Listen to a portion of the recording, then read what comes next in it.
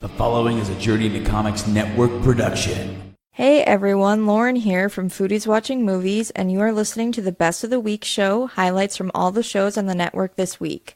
So get comfy and enjoy. Piss off, Ghost! Ladies and gentlemen, you're listening to Journey into Comics. We did some unwinding yesterday as we were at an event at Twincade in Griffith, Indiana. Yep. You and Veronica are guest judging karaoke competition. Yeah. What? It was set up by Keith Evans, who I believe has guested on your show before, right? Yeah, he's been on Journey into Comics, and he was on Voice of Survival. We had him on Foodies Watching Movies. He's kind of made the rounds on the network a little bit. Well, Keith, I guess he's been kind of like the in-house karaoke guy at Twincade for the last couple months. He runs the karaoke every Thursday night at Twincade, and they decided to run a contest, so he needed some guest judges, and he hit up me, and he hit up Veronica and a few other people, and I guess me and Veronica were the only ones that took the bait so far. But yeah, so that was the first night of the competition was last night.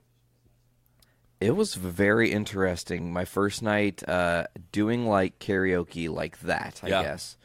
Typically, in my previous experience, all time, I think, was one other time I went to a place where people were karaokeing, but no one gave a fuck that they were doing so. They were pretty much singing for themselves, and it was not good. Yeah. So, of course, I didn't get up there. I was like, I'm not embarrassing myself. No one even gives a fuck. Like, that's even more embarrassing to me, Like, who am I doing this for? Right. I've not the only. I'm sorry, I didn't mean to cut you off there. No, go ahead. Go ahead. The only karaoke I have ever really done. I'm all my family weddings. They always hire the DJ that does the karaoke. So, like, my family likes doing karaoke because we're all singers and stuff. So, I always do karaoke at weddings. And then I do karaoke, like my dad throws house parties at his place. He hasn't done it in a couple years, but he used to do it like every, couple times a year, and he'd hire a DJ and do karaoke at his house. But this was my first time doing karaoke like at a bar in front of complete strangers. So it was definitely a different situation than what I'm used to. Had to put your gig goggles back on. Yeah, right. And almost get into like, okay, this is just a performance for a bunch of strangers, and it means only as much as they want it to mean. Let's go. And what's crazy about it too is like, so I'm the singer in a band. We play shows, try to play shows at least once a month or so for the last couple of years. So it's not like I'm a stranger to getting on stage and grabbing a microphone and singing in front of strangers. But this was different. I didn't have my band behind me. I was literally up there alone, and it just felt a lot more vulnerable. It was a little awkward, but I powered through it. I felt decent after my performance, but which by the way, I got to sing a song to open the show. That was kind of like the start of the competition was me doing a thing and then sitting back down at the judges' table. But how was that for you, by the way? The judging being or the singing? Kickoff. The singing first, like having to be the kickoff. Did Keith give you like the heads up that was going to happen? Or so he did. He messaged me about a week ago and said something about like if you guys could be there at like 8:30 and kind of have a song or so ready just to show everybody how it's done kind of thing. And I was kind of nervous about it. I mean I was prepared for it, so I knew I was going to go up there and do it. But then I was like, man, if I go up there and I suck, and then I have to sit back down and judge all these other people that are probably really good, which, by the way, some of those people, like, they blew me away. Like, they were so much better than I was. I was really surprised at the level of competition at this thing. But it was a good time. It was very impressive. It was. It was a good time, for sure. One of the things, you actually did like a poll on your Facebook to determine what song you were going to sing. You weren't just prepared. You had like a list of songs. Like, if I'm going to do it, here are the ones I'm like golden at. Well, yeah, that's there was 4 of them that they're kind of my go-tos, and then I threw one in as like a wild card that I've never done it before, but it's a song that's kind of in my range, and I feel like I could have nailed it. And of course, that's the one everybody voted for. It was Post Malone. But I got up to the bar, and I looked at the crowd, and I was like, this is not a Post Malone crowd. This is not going to go well. So I pulled an audible at the last minute, and I did the Cherry Poppin' Daddies instead. which was awesome. Zoot Suit Riot, you were killing it. You had the energy. It was fun. It really was. It definitely set the night up to be fun, and that was one thing. You know, if you can always go to like a karaoke competition or a karaoke bar, and I'm sure that it can just be really lame, really fast. For sure. And this wasn't like that at all. Actually, Keith did a really great job of keeping the thing moving all night. Yeah. You guys, I mean, granted, there was a little too much banter, I guess I would say, between the three judges. Like when you guys were each giving your critiques. Yeah. There were moments when I don't know if it was the lack of knowing how to say what you needed to say to a specific person, but it felt like it was like, I don't want to upset somebody by saying the wrong thing, so I'm going to tiptoe around it for like 3.5 minutes. Right. Which was I totally understand that. It's brilliant, but funnily enough, I don't know if you have anything, but V gave me her judge's notes. Oh, did from she? last night, and there are some funny fucking things on this paper. I don't have mine on me, but I remember her jotting notes down and showing them to me, and I was cracking up a few times throughout the night. Which I'm actually gonna read some of these, not all these, but I wanted to point out there was a lady last night who got put in a situation where she was a part of a tiebreaker, right? She gets a song picked for her, doesn't know the song, and kicks the song's ass. Yeah, absolutely. What? Absolutely. And it was crazy because, so I don't know if I'm supposed to say this or not, but going into it, I kind of didn't want that girl to win, just personality-wise. You know, I know that's a terrible, mean thing to say, but no, it's not. She seemed kind of snooty. Yeah, I get it. Yeah, and the other kid that was going up against her in the tiebreaker just seemed genuine, and he was, he seemed like a really good guy. So it was almost heartbreaking for me to pick the girl over the guy, because they both did an amazing job, but just the difficulty level of what they were going against, the girl going up there not knowing the song at all and having to just pull it out of her ass, compared to the guy who goes up there and gets Don't Stop Believin' by Journey, which who doesn't know that song and who can't sing that song, you know what I mean? So he definitely had, or at least give it a good effort. Right, he at least had the easy difficulty. She had the difficult, the hardest she could have possibly gotten, and she still pulled it out and nailed it, and I had to give her the win for that, Absolutely. There's a note on here that says, "I've never felt whiter." I'm not sure what song was being sang, but there were a couple. Which one was that? Oh boy, yeah, there was a couple of times that she said that. So the first time was someone came up and did. Oh boy, now I'm spacing out. I think it was when. Oh, was it the date rape?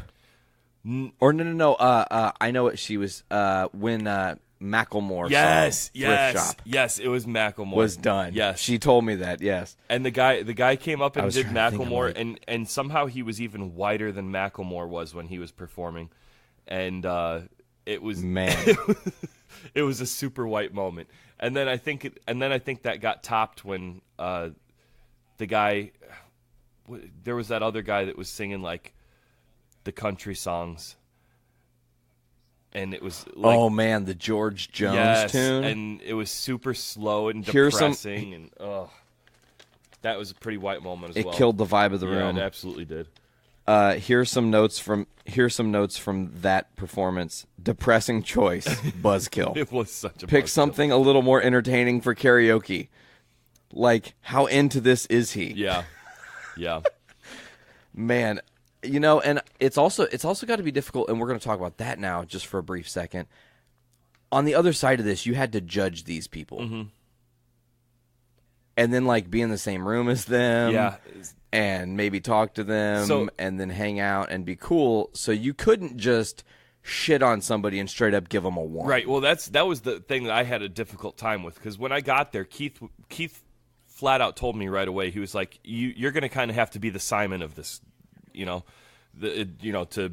compare to American Idol." He told me I had to be the Simon Cowell, basically, and I'm not that guy. If anybody knows me, I'm not a mean person, and I find it very difficult to be a mean person. So when people were getting up there, and I wouldn't say anybody flat out bombed last night, but there was some like not good performances, and it was hard for me to give them anything less than a 3, which I don't think I went less than 3 the whole night out of 5, by the way. But I just don't have it in me to be mean like that. And like the guy that did the George Jones, like probably the worst performance of the night, just because he was not a very good singer. But I was trying to say that in a roundabout way, but I'm like looking at this guy. He's looking me straight in the eye while I'm giving him my notes, and like I could tell as soon as I started giving him some negative feedback, dude looked like he was about to cry, you know. And I was like, man, I'm not about to sit here and make a guy cry at a bar, you know. It was hard. It was a difficult thing to do. Definitely, you have to kind of pull back. It's really cool because, you know, V's a part of the network, you're a part of the network, so 2/3 of the judging is like Journey into Comics network built in, which is cool. And then I was there last night representing, and of course I had to kind of clown and make a little bit of a fool of myself and do the Tenacious D performance. You didn't make a fool of yourself at all. You nailed that, man. You nailed it. I think that was everybody. Really? Yeah, that was one of everybody's favorite performances of the night. Everybody was cheering for you and stuff. They went wild for it. Well, I was just having a good time, man. I maybe got a little drunk. Well, you gave everybody a good time while you were doing it, man. It was awesome. I will say, and this is karaoke spoiler alert, since it's going to be happening next week, you're not going to be able to be there. You guys are going to be on vacation. That's correct. So if people are able to and in the area, 9 p.m., Twincade, Griffith, Indiana, there's a karaoke competition. You can still enter because they're still in the preliminary rounds right now, getting people to the final round. Yep. So Veronica and I have planned a jaw-dropping duet for next week. Really? And yes, it's not what anybody's going to be expecting. It's her singing an artist that she doesn't particularly like, the artist like as a whole, but enjoys this particular song, and it's going to be me accompanying that with rapping. Oh boy, really fast. So that's all I'm going to say about that. Well, there better be that's video. That's one thing I told V2 was like, I hope so. I mean, hope somebody videos it. I'm not going to. But I was going to say, I need to see this. Yeah, you probably do. Maybe, damn it, now you got me thinking, like, okay, maybe I'll bring the GoPro or some shit and set it up just for the sake of having it. Well, worst case, I'm going to talk Keith into live streaming. I'm sorry, go ahead. Ooh, that's actually not a bad idea. That might be a way to get more people in the door, too. Yeah. Because then you see people who are actually, like, really talented. That fucking second chick that performed did an opera song, bro. Yeah. And this is me sitting back, and I'm looking, and Veronica's a classically trained opera singer, and I've heard her sing on, like, that level, like, the pro level and whatnot. And then this girl's, like, right there, too, and I'm like, wow, that's actually, like, really impressive. It was super impressive. Then, like, afterwards, V's like, here are all these tips. Yeah, who does opera at karaoke? I don't know. It's weird. It was a weird choice, but you know what? The only thing that I think pulled that performance through was the fact that it was an opera song, but because of Step Brothers, if everybody's seen Step Brothers, which I'm sure everybody has, you know that song, you know. So it was a recognizable opera song at the very least. So it was still decent for the crowd, you know. Everybody knew it. Yeah, you could be entertained by it because you did. It was a surprising choice, I think, is the way I want to say that. I would agree with that. Another thing that's surprising is in all of karaoke last night, and this is why Veronica and I had discussed doing this, no one did a duet. And it was in the rules that they could, too, and I was surprised that we didn't see that at all. Like, and that's, I think, you know, that'll be a fun thing. I'm hoping that next week more people come out that are different people trying to get into the competition, because I feel like you're going to have a lot of the people that paid the premium price who are going to be retrying to just have a 5-star performance and get the the quote-unquote tiebreaker round, because I think that's how it's probably going to just always happen. Yeah, most likely. But, and then that was hardcore. You guys had to pick songs for these people, no idea if they know them or not. Yeah. And it was like a 50-50. 2 songs they knew, 2 songs the people seemingly didn't know. Yeah. I mean, the one girl definitely didn't know, but then Tony at the end, that guy, he didn't know Backstreet Boys. I was so shocked. Right. You could tell he was familiar with, like, the chorus, like he'd heard it before, but he didn't know the verses at all, and he didn't know the dynamic of the song at all, and like, But he pulled it off pretty well for somebody that didn't know it. Or he was really good at acting like he didn't know it so he could get that sympathy vote. I guess we'll never know the truth, but... He's like, shit, that girl did a good job acting like she didn't know Right, it. What right. if that happened? What if that girl did know that song and she totally played you guys? I will... People are fucking criminal. I was going to say I will never know because I didn't know the song she was singing either, so... From the suburbs of Chicago and Illinois, this is the Puhr Report with your host, Andrew Puhr. My economic left to right is negative 2.88, and my social libertarian authoritarianism is negative 3.59. So I think I'm pretty close to where Nate was. I know on other quizzes I've taken, I'm usually a left-leaning centrist. So I think I'm a little more... I think this quiz may be a little more libertarian than I probably am, I think, based on some of the questions. And I feel like sometimes the disagree, strongly disagree, agree, strongly agree may have too much sway here. I definitely agree with the little bit... I'm definitely a little bit left. I think I'm more centered between the two, between libertarian and authoritarian. So I may not agree with this 100%, but that kind of gives you where I fall. So I'm slightly left, and I'm slightly libertarian of center. But I'm pretty kind of in between. I definitely, between my political views, my religious views, and all that, I'm kind of smack dab in the middle because I think there's definitely, I don't think any one way. The left isn't 100% right, the right is 100% right, the libertarians are 100% right, authoritarians are 100% right. I kind of take a little bit from each of them in terms of things that I agree and disagree with. So, yeah, so that's where I fall. And I almost talked a whole 40 minutes on that. I apologize. That's just something that happens. So I will kind of run through a couple of the articles I wanted to talk about today beyond this quiz. And one of it, I don't think it's been touched on with the with Foodies Watching Movies. I talked about it. I don't think Nate's talked about it on JIC unless I've missed it. I've been a little out of the bubble this past week, but I don't think it came up on last Monday's or this Monday's show. So one thing involved MoviePass and AMC. So AMC rolled out about a week ago the AMC A-List, which is kind of their version of MoviePass. It's not as broad as MoviePass, where MoviePass you could see any movie one time any day of the week. You can only see that movie once, but you could see any different movie a day for $9.95 a month. Then AMC rolled out AMC A-List, which is... Oh, and on MoviePass, you're limited to standard screens. You couldn't see Dolby screen, or you couldn't see an IMAX. See, standard screening, one movie only, like one of each movie, one day. Any theater that supports it.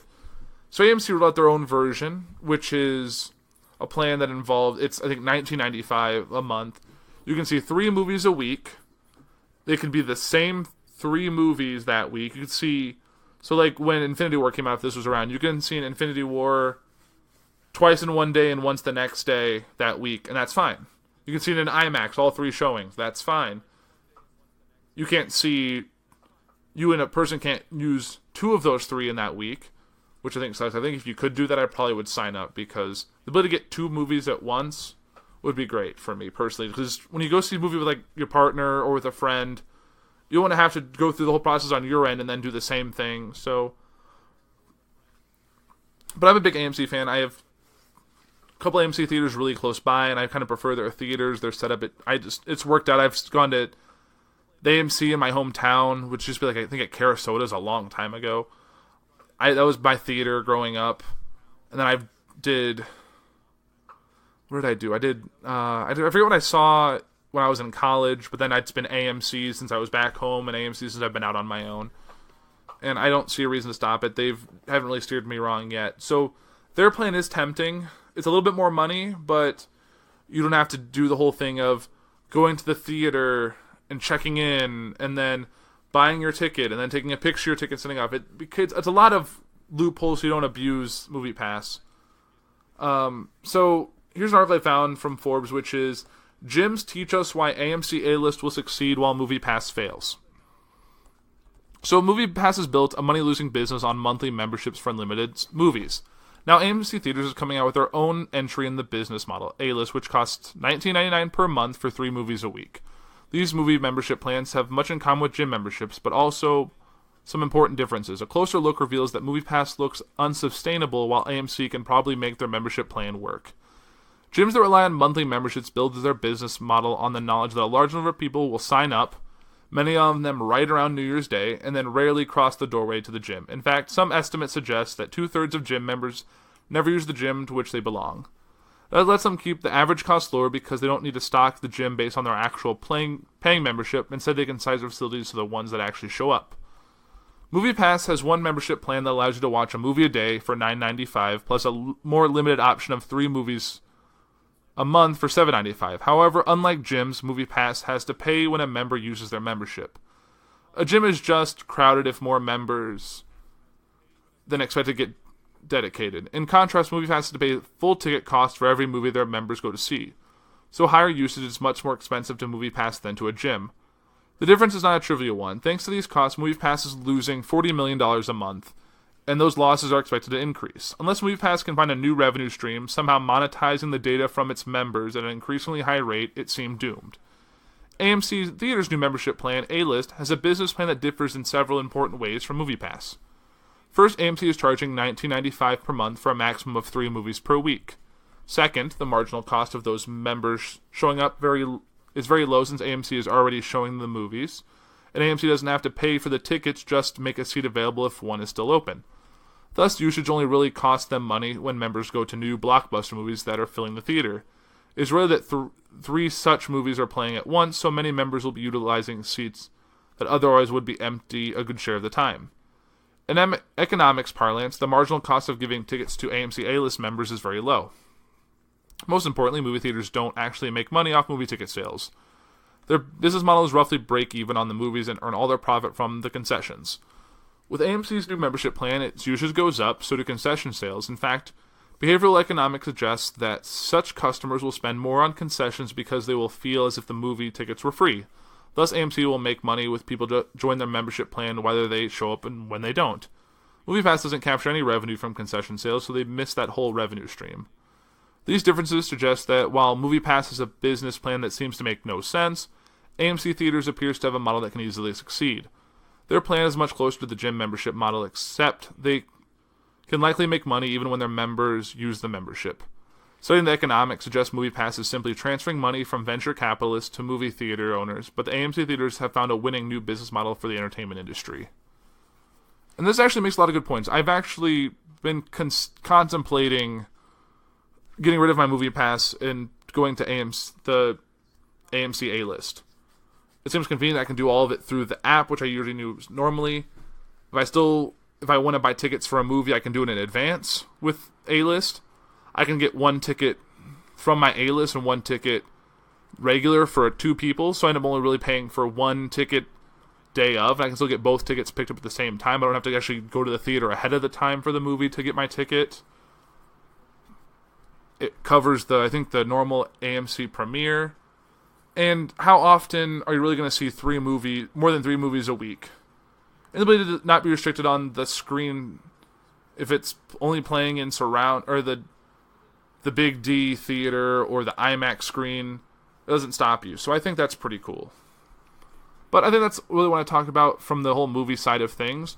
We go to some other fun news, which involves Anthony Kennedy. And this is an opinion article from the Daily Beast. It says, Anthony Kennedy, you're a total disgrace to America. No one expected Kennedy to allow Donald Trump to pick his successor, but he has, and it should forever taint his legacy as a jurist. It's been a few days now, but the shock of Anthony Kennedy's retirement announcement has abated a bit. This is partially because of the ghastly coming ramifications, more on which later, but it's also because I honestly didn't think Kennedy would allow Donald Trump to name his successor. I thought he had more respect for the United States of America than to allow this corrupt gangster, who's almost certainly never read a Supreme Court opinion in his life, to name his successor. Yes, Kennedy is a conservative, so to that extent it makes sense that he'd want a Republican president to make the call. Maybe it's just that simple, but whatever his motivation, Kennedy has altered and destroyed his legacy. Let me put it this way. If I owned a restaurant and he walked in, I'd serve him dinner. But if the other diners mocked and shamed him, I wouldn't exactly cry. Until last week, Kennedy's legacy was going to be that of a basically conservative but sometimes interesting jurist. He was awful on money and politics. Awful. If you've never read Jeffrey Toobin's important New Yorker pieces from 2012, a TikTok on the inside baseball of how the court decided Citizens United, do so. Toobin shows that it was Kennedy who pushed behind the scenes to move the opinion as far to the right as a majority would accept. When his new court had struck down any and all limits on campaign donations, as it almost surely will, this country becomes an open oligarchy, we'll have Kennedy to thank. And yet he helped advance human and civil rights in this country by voting to legalize same-sex marriage.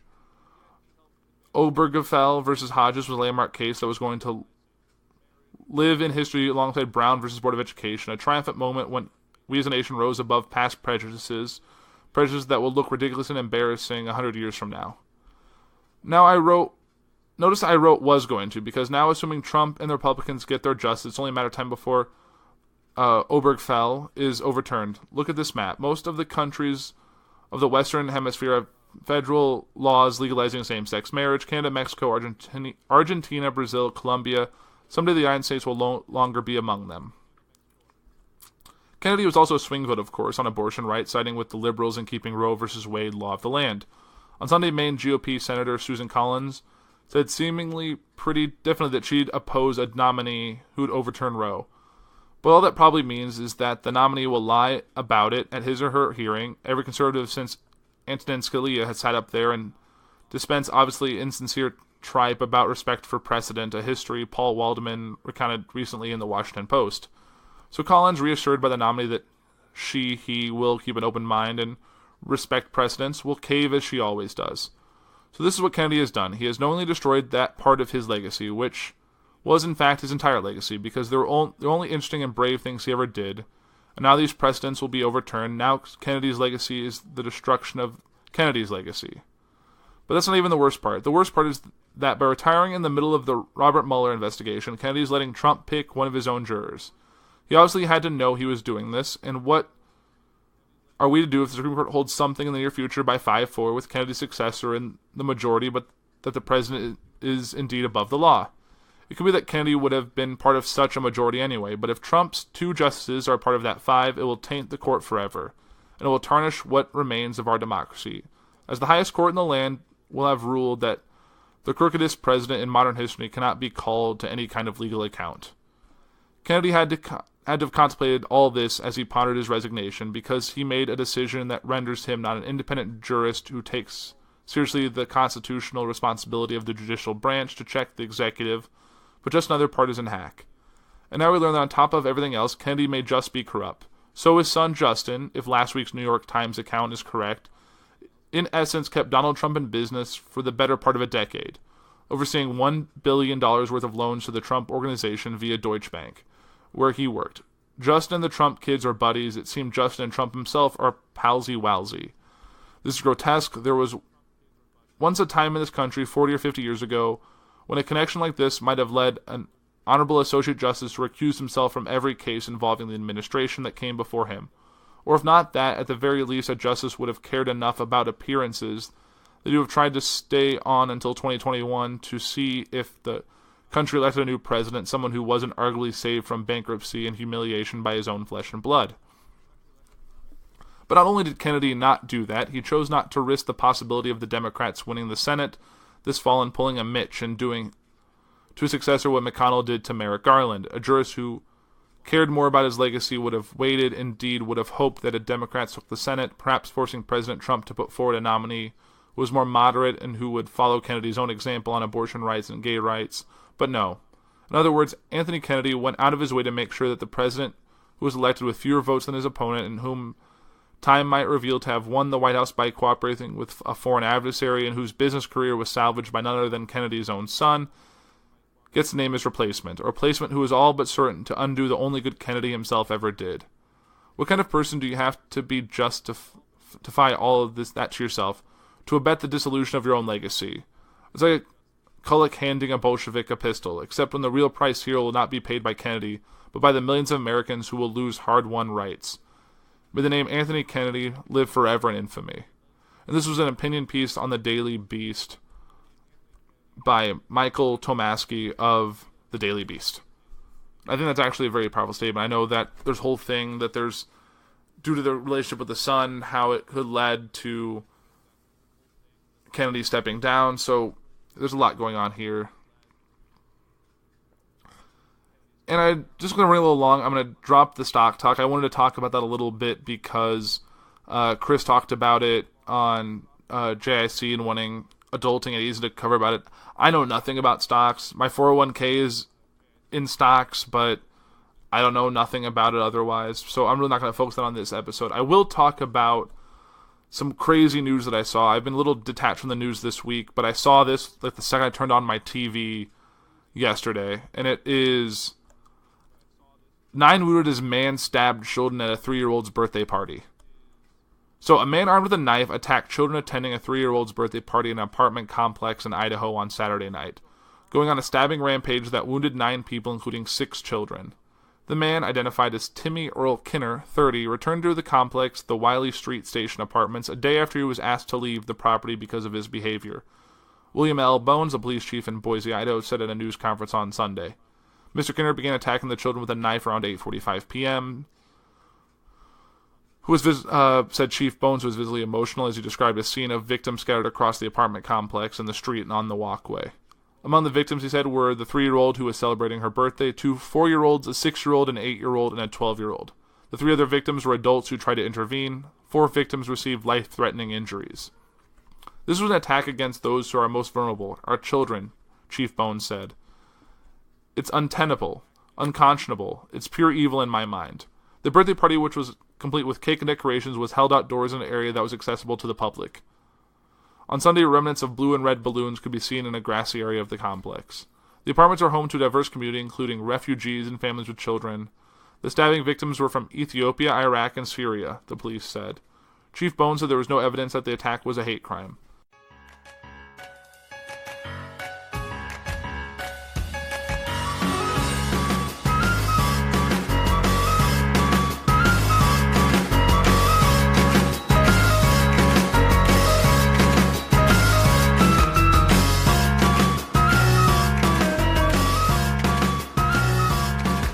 When I was looking for stuff, how to ask, like, my bridesmaids, stuff's expensive for that. And, like, some people shell out a ton of money just to ask their bridal party to be in their bridal party. And then you add to that, you know, all the different accessories you have the day of, and it's just, like, it adds up very quickly. And you don't realize it until you actually start shopping for it. So that's why I went a lot simpler with mine. It took me a long time to figure out what I wanted to get my bridesmaids, but I actually ended up getting something that I had actually pinned on Etsy. And I was like, oh, that might be something really cute. It was a really simple necklace. And I ended up actually making my own, like, little printout that I put inside the box that I used, and I sent them to all my bridesmaids, and they really liked it. So I thought that was a nice, like, alternative to, like, some people have these, like, bridesmaid boxes where there's t-shirts, and there's wine glasses, and there's, you know, confetti and champagne, and it all is a lot of money. And it's like a big box, and I'm like, what in the world? It's going to get like a care package at that point. Exactly. So I like that. And, I mean, both of us really went simple when it came to asking our parties. I mean, I still haven't technically... I haven't done the...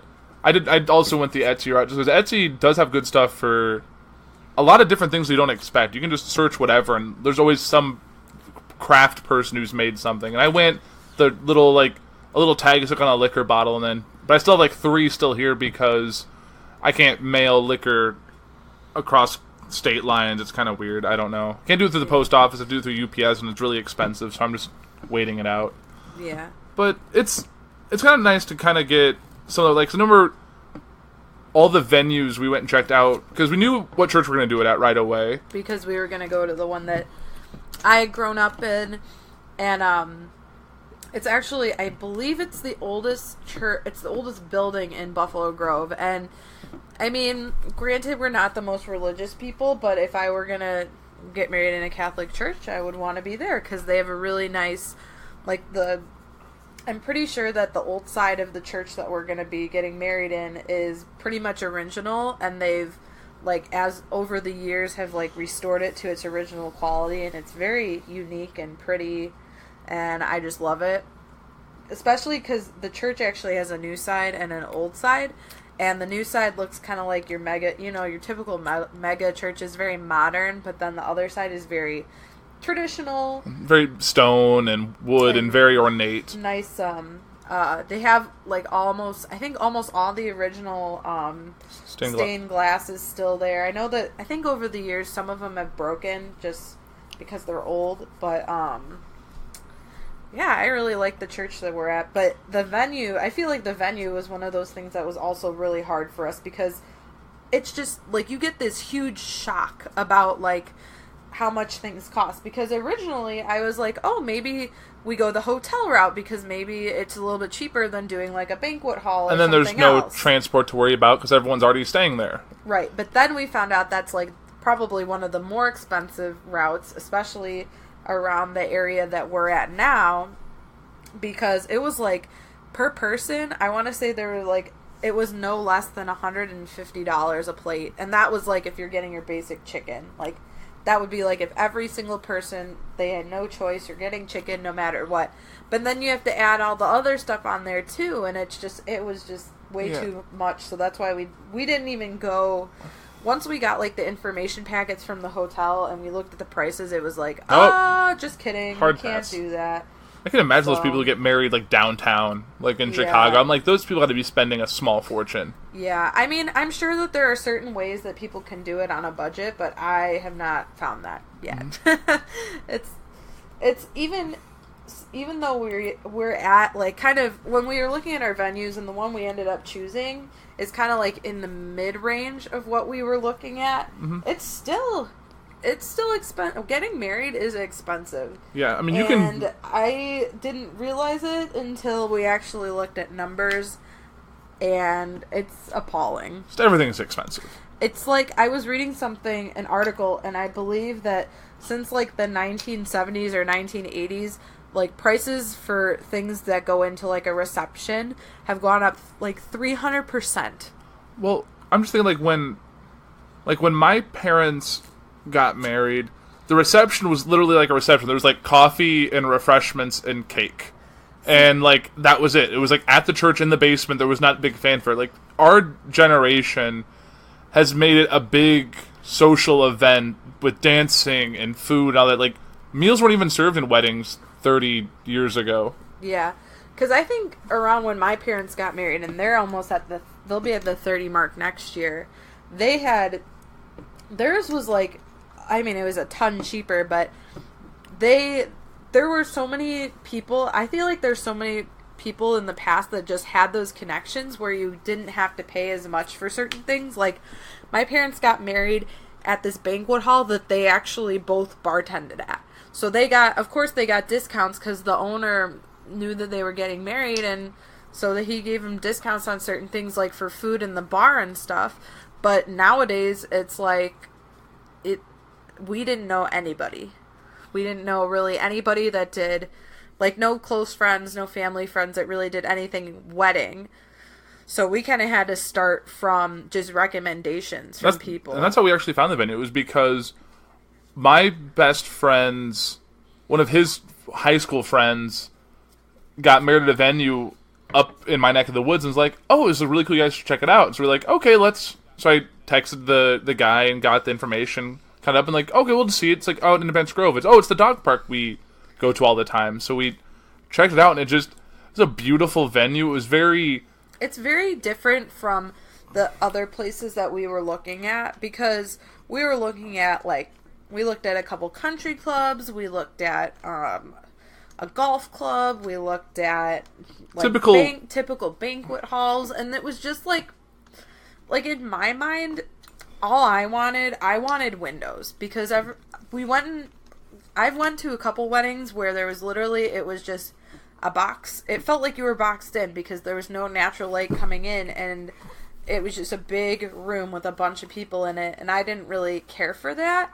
So I wanted to look for some place that had like a really nice view, or like at least big windows, so that you didn't feel so much like you're in a conference room or in a banquet hall. You felt like you were somewhere else, or Right. like a little bit more, I would say like a little bit more like a destination. Right. So, like, some of the ones we like, oh, there's windows at the end one, but it's only on this wall, and it's only these 4 windows. Yeah. But like the venue we found, one wall is literally floor to ceiling windows, another wall is about half windows. So like, it's a lot of light. I mean, I know it's winter, so it's gonna be pitch black by the time we're in that place, but it's still with outside lights. If we get a little bit of snow or a little bit of light dusting, it'll look really pretty with the lights there. So. And it was just different. I mean, this place that we decided on has a fireplace, and like what screams winter wedding more than a lit fireplace? It almost has like a ski lodge type feel to it. And that was kind of what I wanted when I was thinking about like, what do I want my wedding to feel like? I wanted it to feel like cozy and at home and comfortable, and that feeling for me came about when we went to Independence Grove. Right. The other places, it was like, it just felt like, okay, this is what everybody else does, and I didn't feel like my wedding was unique from anybody else that had their wedding there, and so that's why I liked Independence Grove too, because they said, I mean, no 2 weddings are the same. They were telling us about all the different things that they offer, because yes, it's a park district, or I don't know, like a forest preserve kind of area, but it also has a catering company out of it. So there are like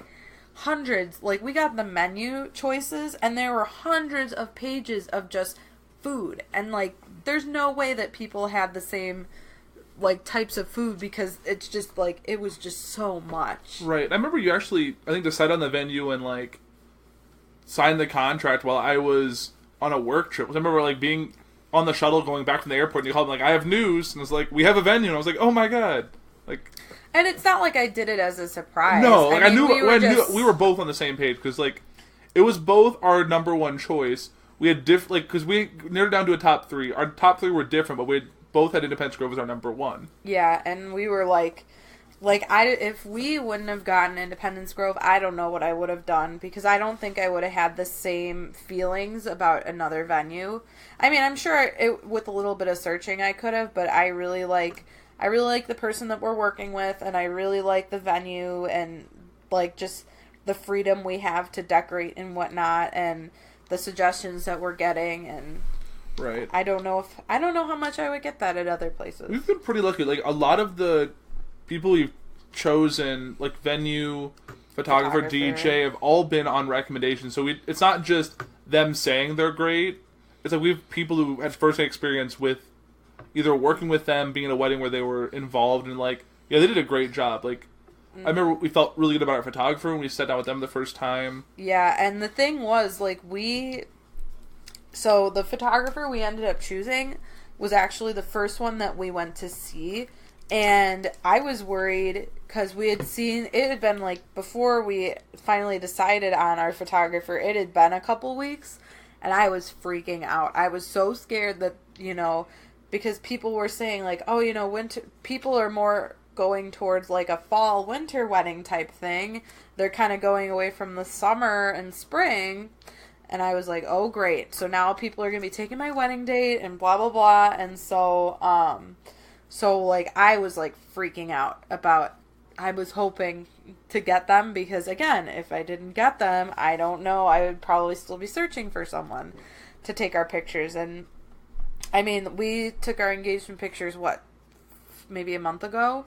Yeah, we took it right before we closed on the house. And we got our pictures back not too long ago, and I mean, I was really impressed with them. I mean, I get very nervous in front of cameras, and I just feel like I'm like modeling and I look kind of fake and stuff, but right. Looking at the pictures, a lot of them looked like we were genuinely happy and liked each other, and we did this all the time, Right, like she was definitely made us feel like we were posing. Like, she basically just put us like, oh, walk this way and just talk to each other or look at each other or whatever. Like, it wasn't like, all right, turn your head this way, turn your eye, like, look down to your left, turn your head 45 degrees. Like, it wasn't so choreographed. It was just, walk this way, I'll get some pictures as you're walking back, or take Max on a normal walk, like how you guys normally would walk him.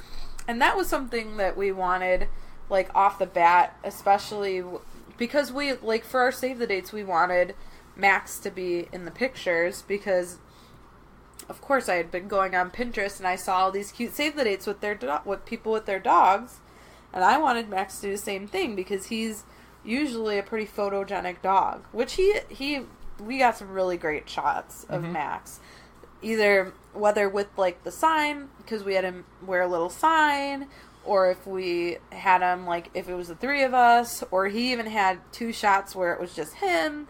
They all turned out really nice. And he's had a really good June and July in terms of being good for, like, out of his normal environment. Like, since he's been at the new house he's been working on, he's been really good with the neighbors' dogs and with small children. He's been good about not running off. He was great for the photographer and was able to, like, give her what she needed and not be scared or wanting to stick by us. He's definitely proven he's been great, and it's definitely been a huge benefit for us going through all this transition. Yeah.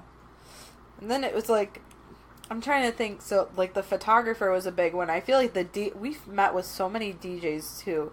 Because that's another thing, because I was told when we got engaged, like, you have to think of the things that you find important when it comes to your wedding. So some people think that food and music and, like, more of the entertainment is important, and other people may, like, you know, there's, like, a lot of interchangeables, like flowers or favors or whatever, and I think we pretty much agreed right away that we wanted good food, and we wanted good music, and we wanted good pictures. Right. Like, we didn't, like, those 3 things, like, we were willing to spend more of our budget on because we wanted them, because, I mean, with pictures, you're going to be looking at those, like, the rest of your life. I mean, I know a ton of people that, like, that's their thing. Like, they get their wedding pictures, and they find, like, the best ones, and they put them on canvas, or, like, they, you know, it's like 4 or 5 months after your wedding, you know, people are going to be asking to look at your wedding album, and you don't want to be like, oh, these pictures didn't turn out so good. Right. And then it's like with the DJ, it's like,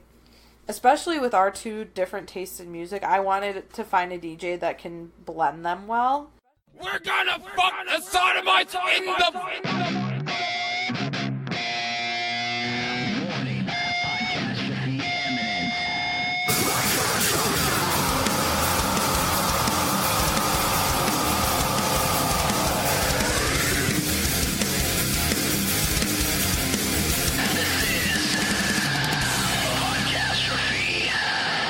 Man. What do you have to talk about? Do you have anything to talk about? Because I've talked now for like 25 minutes without taking a breath.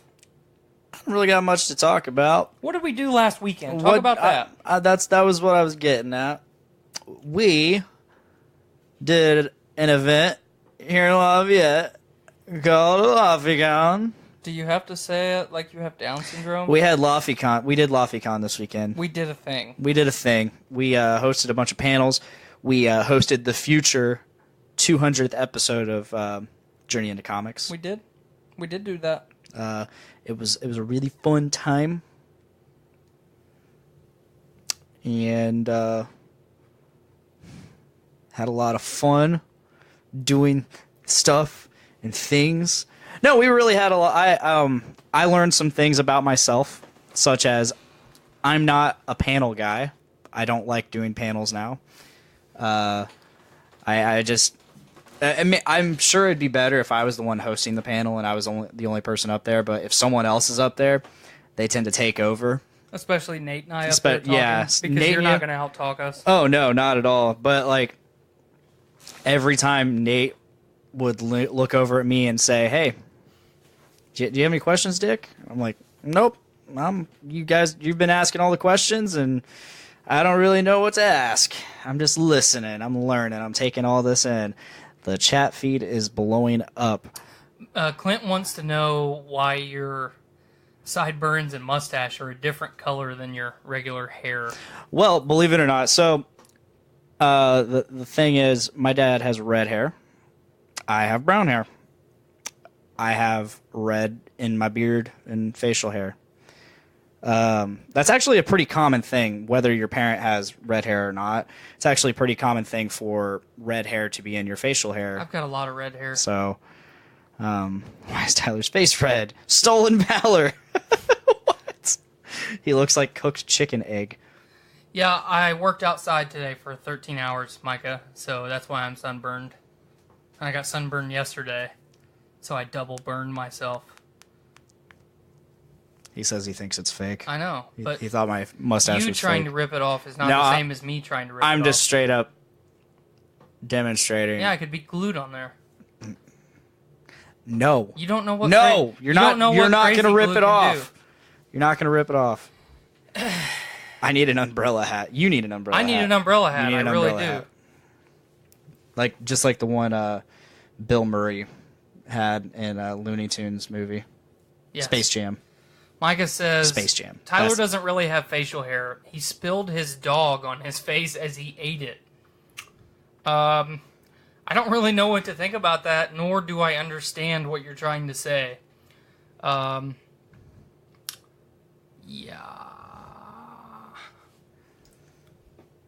No. But no, back to LaffyCon. No, despite me discovering, okay, I'm not so good at panels and I'm maybe just not the best person for them, I really had a great time talking to the panelists. Mm-hmm. Met a lot of artists, met a lot of people in general, and it was just really cool to connect with them even off the stage and just chat with them the little bit that we did. Well, we did have, LaffyCon was supposed to highlight all of the artists, whether we're local or, it doesn't really matter. We got to interview some really cool people. We got to interview a guy who builds fucking Batmobiles for a living and has been doing it for a good amount of time, has made it his life's passion. Almost 20 years now. Almost 20 years. And how cool is it that you can find a dream when you're a kid and, man, like, I'm going to do that for a living, and then actually follow through and do it. Brian K. Morris, the man with the fez, I really like doing his panel. He's got a lot of interesting takes on stuff, and he does a very good job of painting the life of an independent author and publisher. So, Andy Cordy, John Tyler Christopher, the Wabash Paranormal Society. I thought that one was cool. Yeah. So we've got a lot of networking opportunities, in the next year or so, and mm-hmm. We're hoping to have a bunch of those guys on our show in some capacity. Yeah, in the next few weeks. Over the next few weeks, you can look forward to hearing some of those panels that we did on Journey into Comics. So have fun listening to that. Do you want to talk about maybe a guest that you're going to have on in the next few weeks? I am. First, I would like to actually play.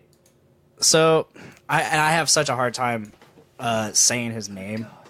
His name is like Tanner Cowens. Can't remember. I don't know how. I can't remember if I've ever heard it actually said. But so Tanner is now the former singer for Rest Repose. Mm-hmm. Last week, I read the statement done by Rest Repose and talked about his live video, which was very professional. Yeah, very professional. I haven't watched the live video, but the statement that Rest Repose put out was very professional. Yeah, the live video is on his Instagram, so it's gone. Unfortunately, otherwise I would have watched it and reacted to it right there. Mm-hmm. But no, he put out a live video saying he didn't know if he was in the band, and after his live video, he didn't know if that was gonna affect things or not. But like a day or so after Rest Repose posted their statement, he came out and he posted a song that apparently he says, the song description says, "Meh, I made a song on June 22nd, 2018, and it sounds like this." So I'm going to play the song. And how many views does this song have on YouTube? Let me check real quick. It's up to 1,175 views. Not a bunch. Okay. 127 likes. He only has 1,300 people subscribed to him. See, I figured he had a lot more than that. No, Rest Repose isn't as big as I like to make them out to be. That they're only real star power they have is Ryan Fluff Bruce and Jared Dines. But yeah, so thanks for joining us, Brian Fisher. Nice to see you. yeah. So this is Tanner, and it's his song called So Much More. Check it out.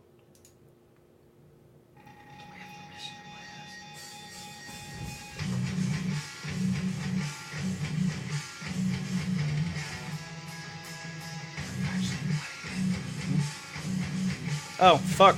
I never switched it over. That's why I asked. Good call.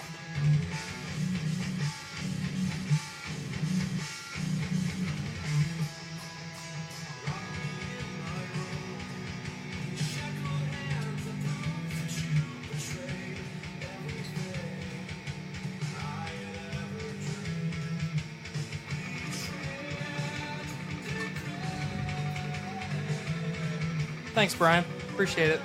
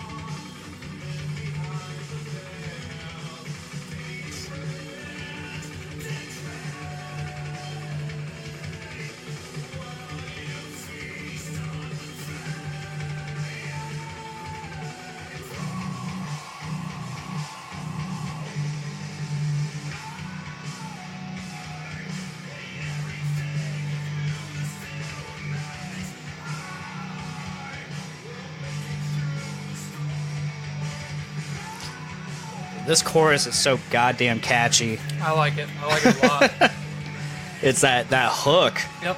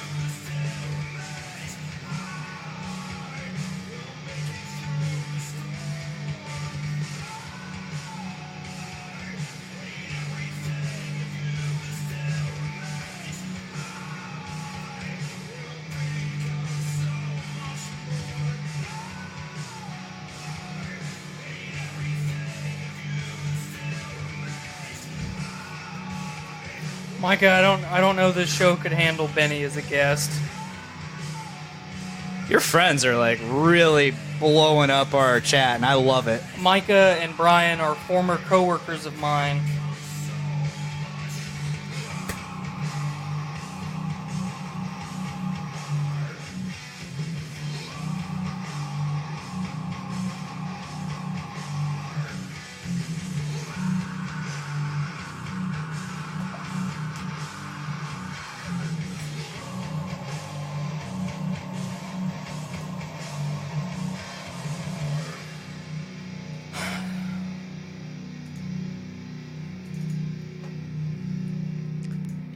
So Yeah. my first impressions, being the one that's less musically inclined, I think it'll hold more weight if I throw mine out there first. I really dig it. Like you said, the chorus and the hook are super catchy. I mean, it does what a hook is supposed to do. It hooks you. It grabs you. It makes it worthwhile to listen to 10 more seconds of the song. Yeah. You know what I mean? Mm-hmm. So I don't follow Rest Repose as much as you do. You started to get me into them, and then things that I liked, like his vocals, are now no longer there. Now it's like, Yeah.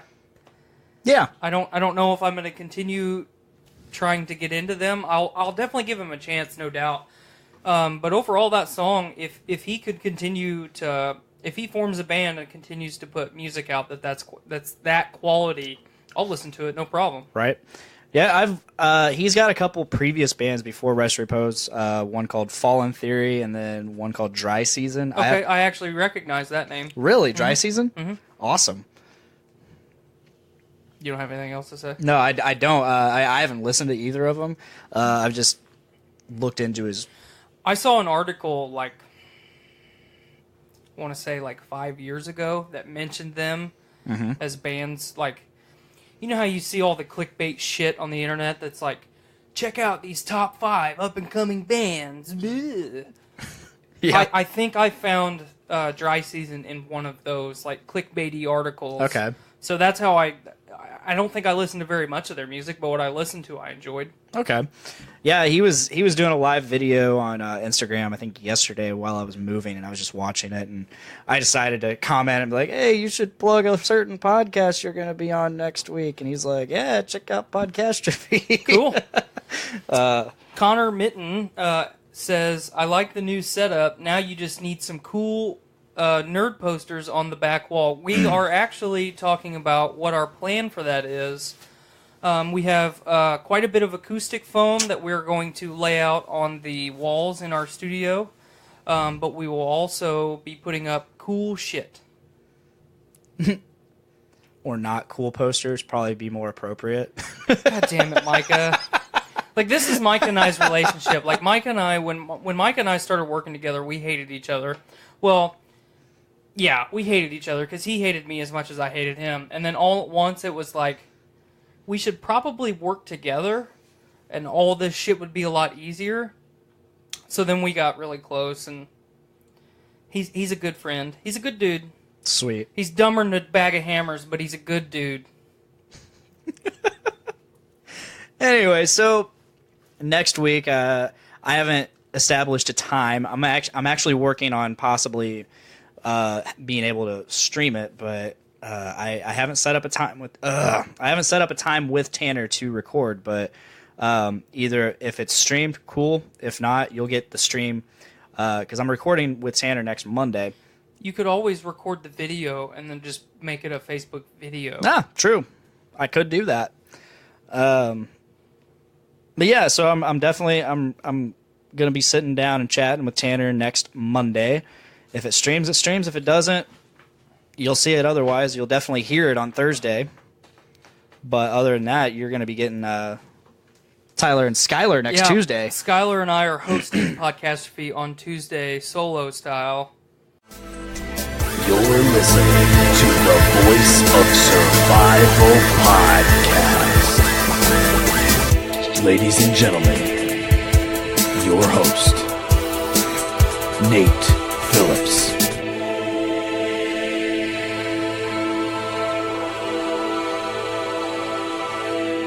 I am your host, Nate. Today, I have something entirely different for you all. This past weekend, we were at LaffyCon 2018. I was doing a bunch of panels with people, and we got some really interesting conversation. And this was one of those conversations that I just felt like was really cool, and I wanted to share it here. So what I'm going to bring to you now is myself, Nate, with Tyler and Blaine from Podcastrophe. You guys know them. They're amazing. Also joining us from Wabash Paranormal will be James Holsclaw and Kevin Steiner.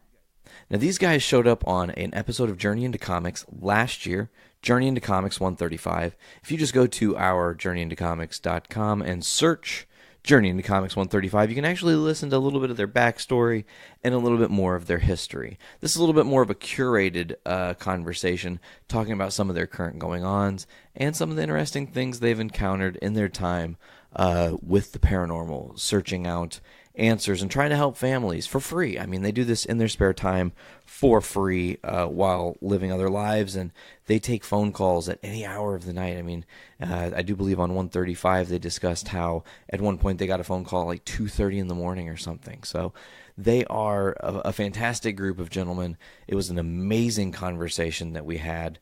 It was fun because it was live on the floors of LaffyCon. We had people walking around and checking it out, and it was a overall great experience and environment. We kind of presented it as overall Journey into Comics Network. I wasn't sure what panels would go where, if anywhere. We were kind of just recording these because, well, we didn't know what we would get. So we figured, just like last time, we would throw the net out and see what happened. So this is the culmination of what happened, folks. Without further ado, I will delay you no more. This is Nate, signing out, the voice of survival. We'll see you on the other end of this episode. Stay tuned, live from LaffyCon 2018.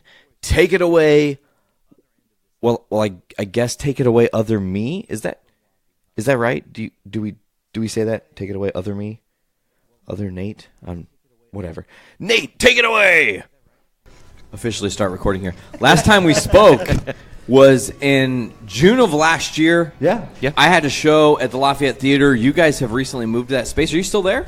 We are not. No. Really? Yeah. No. Temporary. Yeah, it was just it was one of the ones we were following 765 Live Radio, and they moved to a different studio, so we were doing a show with them, so it's kind of wherever they had it is where we had it. Excellent. So what have you guys been up to lately? Lately, we've actually been doing a bunch of shows on 765 Live, and we actually just launched our Twitch not too long ago, so we'd be doing podcasts every Sunday from, it was usually, 8 to 9 on Sundays, and then we would just roll for an hour, talk paranormal. We picked every genre. So, like, we've been through aliens, we've been through cryptozoology, and demonology. Yes. Oh, yes, that was a big one. That was a Talk big about religion, one. how it intertwines with the paranormal, all that. We hit it all. And there's more to come. There's always topics. So that sounds like some things you guys have been up to lately. Yep. But I'm curious, in the past year and change that since we spoke, has there been a paranormal hunt or something you guys have been into that was like, whoa, wasn't expecting this? For me, no, I haven't. It's been kind of quiet in the paranormal world. Yeah. Really? We've had a couple house investigations to where you always get, and we go help people no matter what. It's absolutely free. I think that's something you guys said last year too. Yeah, usually around Halloween we get some of the most ridiculous calls because naturally, anything in September and October is a demon. Right. Yep. Oh my God! I heard my house creak in the middle of October. Yeah. There are 50 demons here. I just got done watching The Conjuring, and that's my life. A big movie release like that. Do they say that? Like, I just watched The Conjuring, and all then the time. Seriously, yeah. And then are you like, do you realize that part of your paranoia is probably from the movie? And why are you calling me at 3:30 They're like, in the everything morning? picks up after I watch a scary movie. Of course it does. No duh. Of course, your mind is doing that. And we kind of put to bed one of our biggest investigations we've had, and what we were doing for 3 years. Was the one we were helping out in Indianapolis. We kind of had to walk away from that one because we couldn't help them anymore. We pointed the individual in the right direction because they needed help from the church. We can't provide that kind of help, but we gave all of our evidence and everything. The church were like, sure, we'll help them. We'll do an exorcism. And they never showed up. Yeah, no. So definitely. we just recently got the lady contacted us again. Yeah, and let them know that basically we had to wash our hands of it. Actually, where the church did not show up. No, the church did. No, the church wanted to be involved, but but she, the person didn't want the help. They say they want the help, and then when the time comes, Do you think that has something to do with their religious beliefs? No. Or we followed their religious beliefs. Yeah, we did everything they wanted to do. Okay. They just sometimes they say they want the help, and then they're really caught up in it, and it's hard to peel back those. It's almost like they're pull them out of the darkness. Entranced within their own story and their own haunting. It's really hard for this individual. They wouldn't leave the house ever. They worked. They stayed at home. Their house was cluttered. All that stuff. It was just really hard to get them out, to clean the house, do any of that stuff. And Hoarder style? A little bit, yeah. I hate to label somebody, but bad. Yeah, but the one time we scheduled the church to come out, didn't tell the family. We just wanted them to show up. We let them know that it was going to happen at some point. We said just some not. point in the We didn't near want to give future. you a date. That way, there's not like She they're preparing disappeared for attack. Yeah, for 2 weeks. Do you think that, okay, one of two things. My first thought is not what you're probably thinking. My first thought is, do you think that, like, if there's really a demon possession happening, that the demon forced her away from being a part of it because he didn't want to be exorcised? For sure. Taken out? Or alternately, do you think she's full of SHIT? And that too? Also, it went as far as we brought therapists in. Yeah, to help her out. We just check on her as a person, having nothing to do with. Yeah, we worked with them with modern medicine. Maybe she's just batshit crazy. But then it all stacked up to like the evidence we were getting, and then the evidence that actually, the stuff we looked up about the home didn't say, hey, she's just batshit crazy. You're like, what the hell's going on here?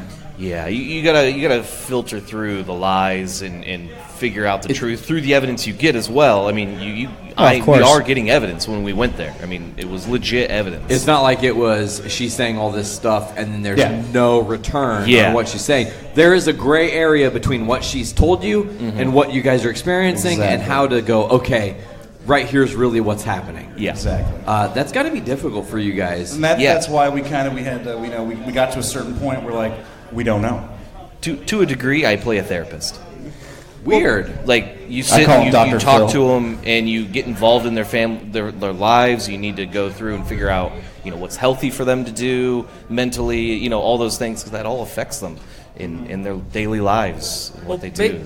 Based on your guys' professional experience, would you say that when you go to take on a case, your first inclination is, I have to weed through all of what I'm just going to assume is made up and false first, or do you look at everything with no bias, no clout, like I'm just going to take it all in, and then I'm going to justify what is maybe probable and what is just shit, for lack of a better term. I mean, we have a process. So if somebody gets a hold of us, we first do a phone interview. Okay. And we ask them, clear as day, are you on any medications? Do you see a therapist for anything? Have you been diagnosed with any mental illness? You can't be afraid to ask those questions, because some people will be like, yeah, all right, you're talking to the wrong group.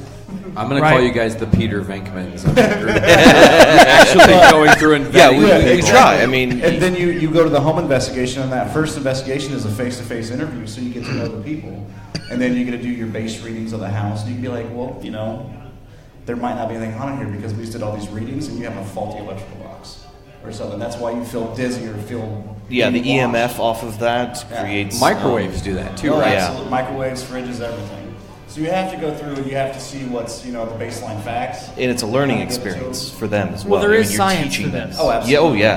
It's legitimate science. Absolutely. It's basic electrical engineering, right. To that point of it, you're just going through and you see them on TV, you see them using all these devices, and we're like, no, this is basic electrical engineering, like equipment that they take. Yeah. It's not really what we use it for. Shows do like to amp it up a little bit with some sweet music.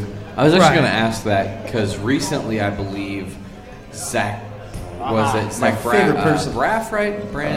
Zach Bagans. Right, he did the Demon House. Yes. Gary, Indiana. That house is like 15 minutes from my crib. Literally. Really? It's so close to my house.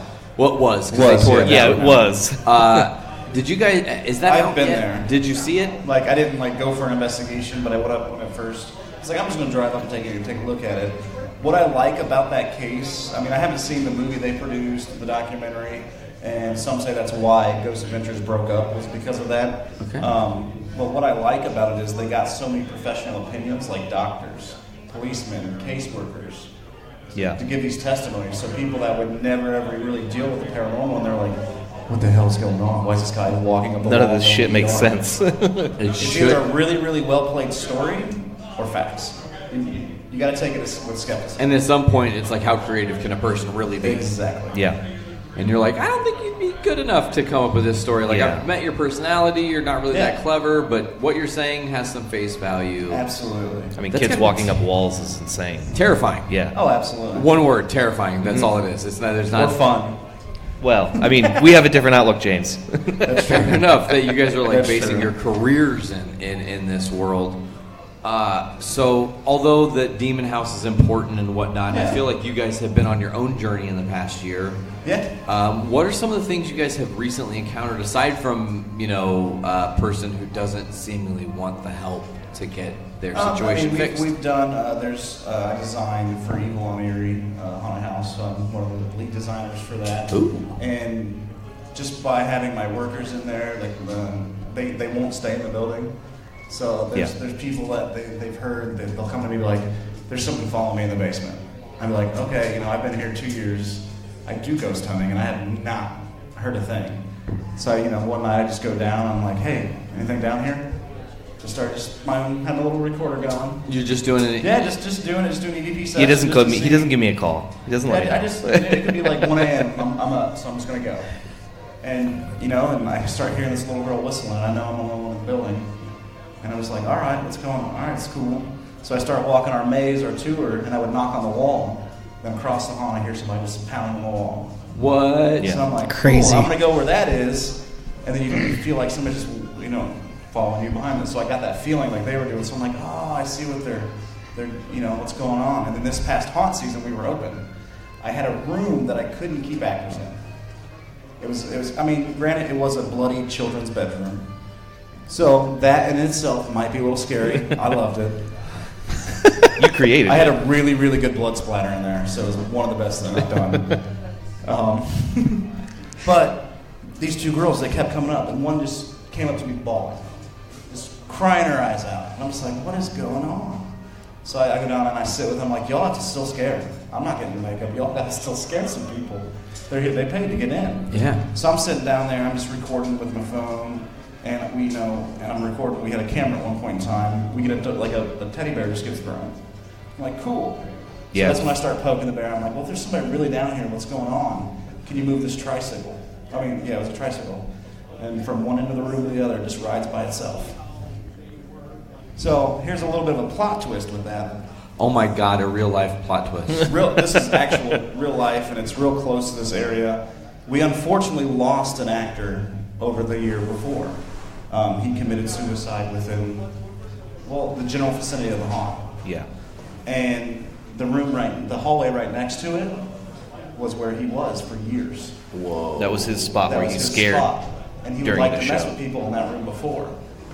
So we're thinking he's coming back to give one more scare to them. Weird. On the actors and our tours. Yeah. And we'd have people come out and be like, hey, that was good. That room, the hallway after the room, I get touched on the shoulders. We're like, nobody was there. We don't have actors over there. What are you talking about? They're like the one spot we don't have an actor. That's nuts. Wait. So it's a sad story and everything, but the haunt was his happy place. So it was the reprieve from the real world. Yeah. Yep. We're also going there the 14th. Yeah, 2 weeks we're doing an investigation. We're going there to investigate. In the actual location, you're going to finally do It's actually right across the street from us right now. You're going to do a full-blown investigation. Yeah. You two rocking that. Do you guys have expanded people on your team yet? Oh yes, we're always open to see what people can bring to the group. For sure. For total, we probably have 6 to 8 people right now. We're actually having a medium, and people come up from Kentucky, so they're going to come in and help us out. And we try to work with other groups as well, local. Because we all do the same thing, and sometimes it's hard, to find the person. And they already have a group going. You're like, well, why not just work together? It just makes sense. We all love this. And places are expensive to go. That. So is that one of the things you guys find hardest in the paranormal world? Is that collaboration is something that's not necessarily championed? It's like a high school. Yeah. Clicks. Yes. One word, it clicks. It's horrible. Yeah. It's horrible. It's time for Brews with Dudes.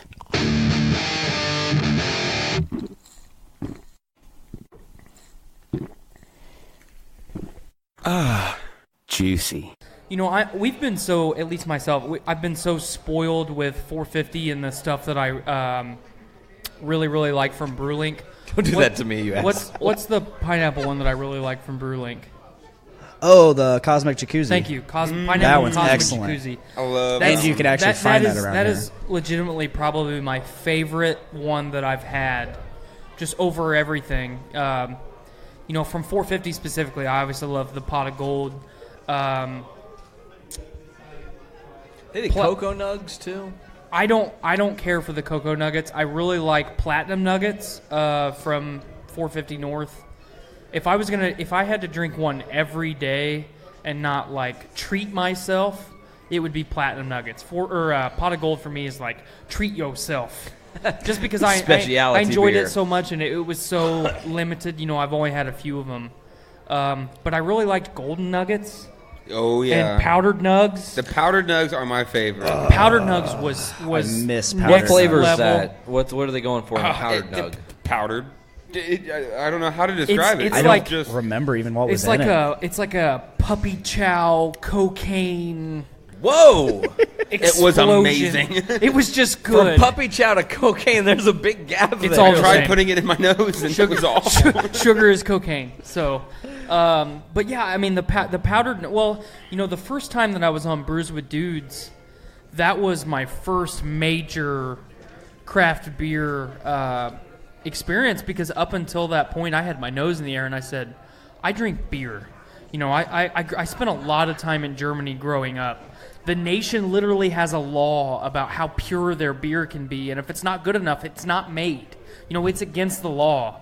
So It's true. I considered myself like too good to drink craft beer, because I had tried some, when craft beer first started to get popular, and it was terrible. I mean, it was just absolutely terrible. It was like I'd rather drink Natty Ice than some of the initial craft beer. Shots fired. Yeah, than some of the initial craft beer that I tasted, and then you getting gonna play back GameCube too? Do what? Natty Ice and GameCube. Yeah, Chad Bro Chill 21. right. But getting back in touch with Nick and then doing the podcastrophe thing, it's like I really owe it to these guys that are going out on a limb for me to give this a shot again, and I've been impressed ever since. I have a hard time drinking regular beer because I enjoy this so much. Dude, I mean, I didn't really get down with craft beers at all until Nick brought Brews with Dudes to the network.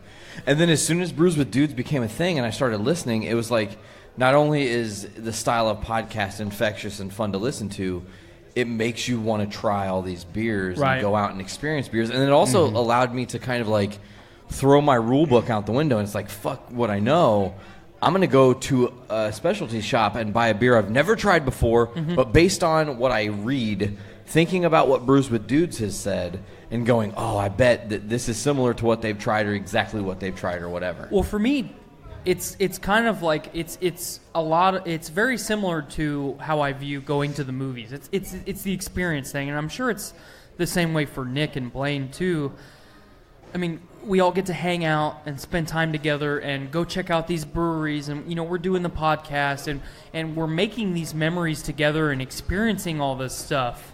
And every time I go to the liquor store now, thank you. Every time I go to the liquor store now, it's like, what am I gonna find? I've brought here recently. I brought a kind of a fresh fruit pale ale from a brewery in Missouri. Blaine didn't like it. I liked it at first, and after it's aged a little bit, it's kind of like the fresh fruit thing. I actually think it's a lot better than it initially was. I don't think it's as good as any of the stuff that we're trying right now or any of the stuff that 450's kicked out, but you never know what you're going to find. You never know what you're going to experience. So I just think it's really cool that we get to do all of this shit together, which makes it more fun. Absolutely. What are we trying now, Nick? What is this one? This is a cappuccino stout from Lagunitas. I almost sniffed that up my nose. Don't do that. I would not do hurt. that. It's Trust me. preferable not to do that. 9.3%. So this is our biggest Ass kicker. Yes. Whoa. This is our beefy boy. I will say that finishing when off Brews with finishing off Dudes strong. started, I did not know what IBUs were or ABV, alcohol by volume, and whatnot. And now when I go to a place, because of your show and because of what you guys have laid out, like, I'm looking at alcohol by volume. I'm looking at the bitter units and how bitter it's going to be, because I know the more bitter it is, the less I'm probably going to get down with it. I'm not a big fan of bitterness. Absolutely. What is this? Yeah, this is only going to be 29. Which I would have guessed because it says cappuccino. Yeah. So it's like, Yeah. it's going to be a coffee. It's going to be more of a I imagine it's gonna be creamy, but let's not assume. Let's just find out for ourselves. You got to really enjoy the smell. I mean, I love coffee beer. Whoa, that doesn't taste like beer at all. It's not bad. It doesn't even have an aftertaste. No, it doesn't. My goodness. Sippable. Ever since the Dark Lord episode we did, like I've been looking forward to like trying the next stout. Yeah, I'm not gonna lie. You're a stout guy now. I'm not a stout guy, but I look forward to trying. You used new to not ones. be a stout guy at all. So when we did that, when we went to release, when Blueberry Fresh Fruit and all that stuff was really Platinum Nuggets was released, that was the first time that I had tried a Dark Lord. There was a guy bebopping around in line, and he's like, "Here, do you guys want to try this?" And we're like, "Well, we don't have any cups." And he's like, "Here, I have some cups." Right. And I was like, "What are we trying?" And he goes, "Oh, it's Dark Lord." And then he just chronicles like the history of Dark Lord. And how many years ago was that Dark Lord that you tried? Was it 2016? That was a 2017. 2017. Oh, so it was a year older. But he just goes ham right into what Dark Lord is, and he's talking about Dark Lord Day, and I'm like, I just wanted to try this beer, dude. But but thanks for all the information, and it's really cool, because I didn't know any of that stuff. Yeah. But I dug it, and immediately I was like, this is some of the best dark beer that I've ever had. Ever. They're beefy boys. But they taste very good. They're super creamy. They're approachable. I'm curious. Dark Lord, do you prefer them aged or do you prefer them immediately? I have had you've it a probably couple had times both. aged. Okay. I've only ever had it fresh this year because I went and got my own. Yeah. And they were all phenomenal fresh. Oh, yeah, they were. But I've had, I mean, yeah. I guess I loved it fresh. It gets, I'm just going to say beefier again. It's a much bigger beer after you let it sit for a little bit. Did you guys see a person at Dark Lord Day that was like a lady that was moshing that went crazy that got arrested? Yep. Guess what? Remember a couple months ago when I reached out to you and was like, hey, there's a lady trying to sell all her beer collection. Same lady. No. Swear to God, yes it is. Isn't the lady, that she pissed in the middle of a field. Yes, she did. She's beating people up. She was a wreck. She was a mess. She's That's what we all aspire to be. Oh my goodness! I'm part of a couple of Dark Lord groups, and people were just memeing the shit Still out talking of her. about her. Nice. Oh yeah, she would get on there and be like, "Just let it go, guys," and it's like, we will never. You are legend now. Most memeable. Yeah. So your experience with Dark Lord Day, are you gonna hit it every year now? I mean, I'm gonna try. I'm gonna try. There were thousands of people. And they had some pretty decent named acts playing the Dark Lord Day, right? Dying Fetus, Revocation. I don't remember the other ones. I don't know if I would say blacked out, but you were having a good time. You went into party mode. The middle of the day was a little fuzzy. Yeah. I don't remember. We didn't get any, but to be fair, we didn't get any one of those famous pictures of Nick just passed out on the floor. No, we did not. None of those. I like that was a thing for a while. Like every couple weeks, a new picture would surface of me just on dead the ground. on the floor. Just completely comatose. Well, it was more like just taking a quick break. Sometimes, honestly, yeah, because he would just pop up and just Right? Just give me like a 15-minute here, guys. I'm gonna rally. Yep. Yeah, that's what it was. All right, I'm back. Speed rallying. Right. It was a minute or two. I'd just be like, oh, there's some floor.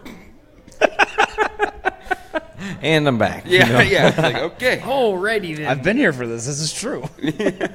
Sometimes I've seen it. You just need to take it easy. So I don't know, what episode are we officially going to be on? Do you think this number is? This would be 37, 40? I think 37 was supposed to be yesterday's. No, 36 was yesterday. So then this would be 37. Yeah. Whoa! That's cool. You're almost at 40, dude. How does it feel? Makes me feel old. It doesn't make you realize that you were going to podcast. We're almost 30 years old. are. We're getting old. I like sitting more and more. Right.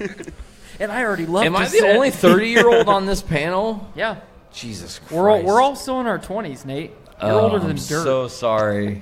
30s are not special. Guess what happens in your 30s, guys? You're 30. More pain. More pain is exactly the answer. All of a sudden, your body's like, "Hey, that's not Hey, Tyler. That's not a good thing for me Hey, that's because my knee. I've been in pain my whole life. Fuck you. That's exactly what it's saying. Like, Right? your knee? Do you remember your knee? I remember. They're already doing that. I remember. I've had a very hard life. When I was a kid, my dad used to say, he's like, dude, your body doesn't forget. I'm like, okay, I appreciate that advice, man. And then now I'm 31, and I'm like, oh, my body doesn't fucking forget. My knees are broken. My body used to be all right. Yeah, used to be is the word. Don't know what happened. It used to be a temple. Now it's just like Ancient ruins. A broken down shack. It's like a outhouse. aluminum sidinged once great temple that's just now like rubble and turds. Busted up old chicken coop. Thank you. Yes. Good God. Busted up old chicken coop. Is a chicken Lots coop. of poops, no chickens. Lots of poops. A little bit of hay. Oh, man. They'll died in the wind last What are summer. you looking at, Tyler? I'm not sure what you're reading. There's a story on the side of this Lagunitas bottle. What was it, story time with Tyler? Yes. You want Oh, me to my read God. it? That's a I'll read great it. segment. Tell us all about it. All right.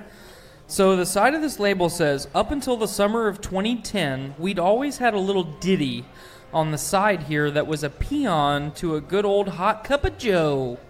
I feel like bebopping is the next line in this phrase. I'll throw bebop in here no matter what.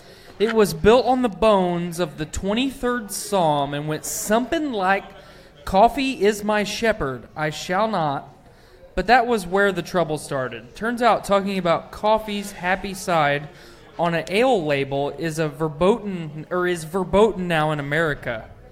So the things that I am allowed to say about it are that the coffee is delicious, that the ale is delicious, and that together they are not worse than the sum of their individual deliciousness. Most of all, which are delicious. The label is glued on real well, too. We make darn sure that there are no holes in the glass, thankfully, otherwise we wouldn't be drinking this, and that the cap stays put. We are proud of this and wish to brag about it all on this label, which is allowed by law. Thanks. Call us, and then they put their phone number in cheers. Hashtag you will also find a needle on the floor. Hashtag bebopping and needles. Bebopping with some needles. Bebopping with needles should be the episode title. That's cheesy as hell, and like, who honestly sits down like every time? Like, I would have never thought to read that. No one proofed that. No. They're like, you can start whatever you want, and we're going to put it on there. How did you read that right now? I'm curious. I'm a man. Whoa! Shots fired. Yeah. But no, I mean that's kind of a cute like somebody went out of their way to make that slightly humorous. Were they lit as fuck when they did that? Do what? Do you think they were lit when they were doing that? Probably. I mean, like, oh my God, I got to write about this beer. And it was the end of the day, and it's kind of like me putting out my podcast. Yeah. Ooh! Like at midnight, like, so are you gonna give me that label description? I'm like, yeah. Oh man. Here we go.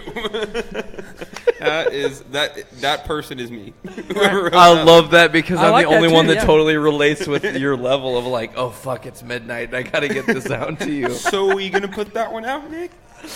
Maybe. I thought about it, but I that's kind of cute and funny, and I appreciate it because, I mean, if you read it like they actually spelled verboten the way that someone writing in German would spell verboten, which is forbidden, you know.